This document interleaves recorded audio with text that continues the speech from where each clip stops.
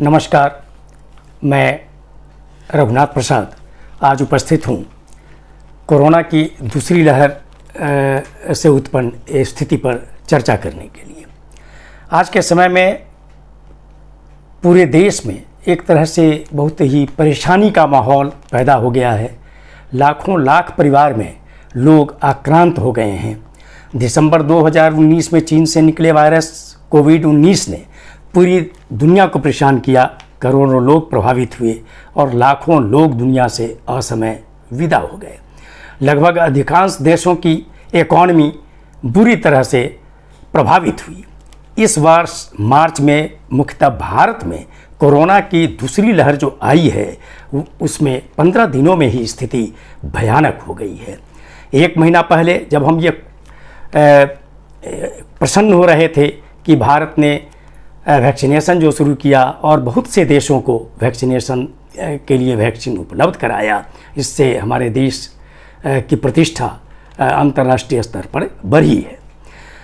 लेकिन आज हमारी अब स्थिति यह हो गई है कि मार्च में जो प्रतिदिन 15,000 संक्रमितों की संख्या थी वह 15 अप्रैल से प्रतिदिन 2 लाख से ऊपर हो गई है। कुछ राज्य तो गंभीर परिस्थिति में हैं। महाराष्ट्र, गुजरात, पंजाब, दिल्ली इत्यादि की स्थिति गंभीर हो गई है। हम लोग भी आसपास भी जहाँ पर बात करते हैं तो लगता है कि किसी प्रत्येक परिवार में कुछ न कुछ परेशानी बढ़ रही है। मैं अपने परिवार की चर्चा करूं, मेरे परिवार में भी कुछ सदस्य काफ़ी परेशानी में हैं। लेकिन जैसे देश में लाखों लाख लोग परेशान हैं, उस परेशानी में भी अपनी बातों को रखना मैं अपना कर्तव्य समझता हूँ। इस विषम स्थिति को देखते हुए दिल्ली, झारखंड आदि राज्यों ने 1 सप्ताह का लॉकडाउन लगाया है, तो महाराष्ट्र ने भी लगभग 10 दिनों के लिए कई पाबंदियां रखी हैं। बिहार ने रात का कर्फ्यू लगाने के साथ ही अन्य कई पाबंदियां लगाई हैं।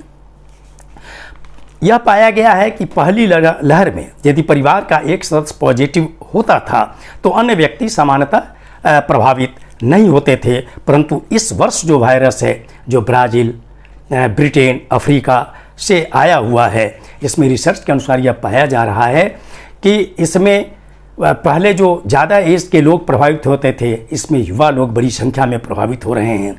ऐसी चर्चाएं हो रही हैं रिसर्च के अनुसार कि हवा से भी इसका वायरस बढ़ रहा है और एक व्यक्ति अगर परिवार में प्रभावित हो गया तब पूरे परिवार के सदस्यों के प्रभावित होने की संभावना बढ़ रही है। बड़ी संख्या में लोग पूरे देश में असमय विदा हो रहे हैं। इस बार के कोरोना में तो लगता है कि जैसे गरीब अमीर का एक तरह से भेद भी समाप्त हो गया है। ऑक्सीजन के लिए, कुछ दवाओं के लिए, बेड के लिए, वेंटिलेटर के लिए अफरा तफरी की स्थिति है। ऐसी परिस्थिति में हम सभी लोगों को हिम्मत से काम लेना चाहिए। सरकार व्यवस्थाएं जो कर रही हैं उसमें हम लोगों को सहयोग भी करना चाहिए। ऐसी परिस्थिति में जो आ रही है कि चिकित्सक, चिकित्साकर्मी, प्रशासन, पुलिस, फ्रंट लाइन के जो भी कर्मी हैं वे लोग भी बड़ी संख्या में प्रभावित होते चले जा रहे हैं, जिसके कारण इलाज की भी व्यवस्था काफ़ी प्रभावित हो रही है। वैक्सीनेशन का कार्य पहले शुरू हुआ 60 वर्ष से ऊपर के लोगों का, फिर 1 अप्रैल से 45 वर्ष से ऊपर के लोगों का। लेकिन जो अभी तक हमारे देश की टीकाकरण की स्थिति है, अपने देश की 130 करोड़ की आबादी में अभी तक हम लोग 10% को भी पूरा नहीं कर पाए हैं।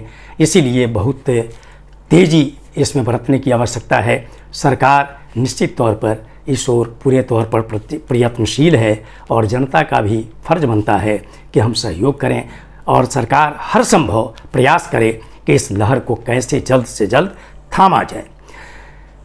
23 अप्रैल को हिंदुस्तान में एक खबर छपी कि प्रतिष्ठित पत्रिका नेचर के अनुसार अपने देश में कुछ भूलें हो गई हैं। जैसे यह धारणा बन गई थी कि भारत ने कोरोना को मात दे दी है। भीड़ वाले जो धार्मिक या चुनावी कार्यक्रम हुए हैं उसमें कोविड का जो प्रोटोकॉल है इसका पालन किसी न किसी कारणवश नहीं हो पाया है। दिनांक 23/4/2021 के हिंदुस्तान में श्री चंद्रकांत लहारिया, जन नीति और स्वास्थ्य तंत्र विशेषज्ञ के लेख के अंतिम पारा को मैं यहाँ उद्धृत करना चाहूँगा कि जब लोग अपने निर्वाचित प्रतिनिधियों से यह पूछना शुरू करेंगे कि आखिर किस तरह उन्होंने अपने क्षेत्र में स्वास्थ्य सेवाओं को सुधारा है, अपने पार्षद से पूछें कि क्या हर 10,000 आबादी पर वार्ड में स्वास्थ्य सुविधाएं मौजूद हैं। विधानसभा विधायक और सांसद जैसे हर चुने हुए प्रतिनिधियों से जब यही सवाल करेंगे तभी भविष्य में हम अपनी महामारियों से निपटने के लिए तैयार हो सकेंगे। अंत में मैं भारतीय नागरिक के रूप में केंद्र सरकार और राज्य सरकारों से अनुरोध करता हूं कि तुरंत वीडियो कॉन्फ्रेंसिंग के माध्यम से सभी राष्ट्रीय और राज्य स्तरीय राजनीतिक दलों का सुझाव आमंत्रित किया जाना चाहिए ताकि दूसरी लहर और संभावित तीसरी लहर की रणनीति जल्द से जल्द तैयार हो सके। ज़्यादा से ज़्यादा कोविड टेस्ट की व्यवस्था हो और जल्द से जल्द रिपोर्ट प्राप्त करने की व्यवस्था होनी चाहिए। सरकारी निजी सभी अस्पतालों में यथासंभव अधिक से अधिक बेड, आईसीयू, वेंटिलेटर, दवाओं और मेडिकल ऑक्सीजन की व्यवस्था की जानी चाहिए। ऑक्सीजन वगैरह के आयात की भी व्यवस्था की जानी चाहिए। पूर्ण लॉकडाउन से बचते हुए ज़्यादा से ज़्यादा आवश्यक पाबंदियां लगाई जानी चाहिए ताकि अर्थव्यवस्था की रफ्तार भी बनी रहे और लोग सुरक्षित भी रहें। निजी अस्पतालों में जो ज़्यादा से ज़्यादा खर्च की बात सामने आ रही है उस पर सरकारी नियंत्रण स्थापित होना चाहिए। वर्ष 2022 में जिन राज्यों में चुनाव होने हैं उसके लिए अभी से ही रणनीति तैयार की जानी चाहिए कि कम से कम लोग उसमें प्रभावित हो पाएँ। कोवैक्सीन और कोविशील्ड के अतिरिक्त जो स्पुतनिक वी है, मॉडर्ना है, जॉनसन एंड जॉनसन है, इनके फाइजर है, इनके आयात की भी व्यवस्था नियमानुसार होनी चाहिए और 18 वर्ष से ऊपर के लोगों का टीकाकरण भी पूरे तौर पर मुफ्त किए जाने की व्यवस्था होनी चाहिए और इसे अभियान के तौर पर यथासंभव जल्द से जल्द पल्स पोलियो अभियान की तरह इसे कराए जाने की आवश्यकता है। मेरा अनुरोध यह भी होगा कि चाहे वो चुनावी कार्यक्रम हो, अन्य भीड़ भाड़ कार्यक्रम हो, धार्मिक कार्यक्रम हो, उनमें जो संबंधित लोग हैं उनसे विमर्श करते हुए ऐसा प्रयास किया जाना चाहिए कि भीड़ नियंत्रण में रहे और कोविड का प्रोटोकॉल का अनुपालन हो सके।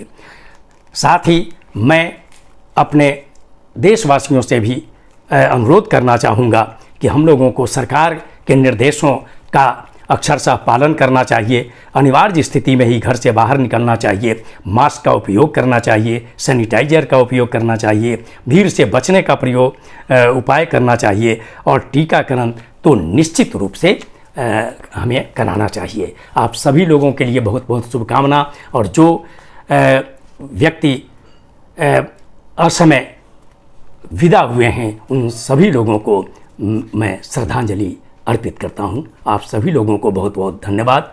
जय हिंद।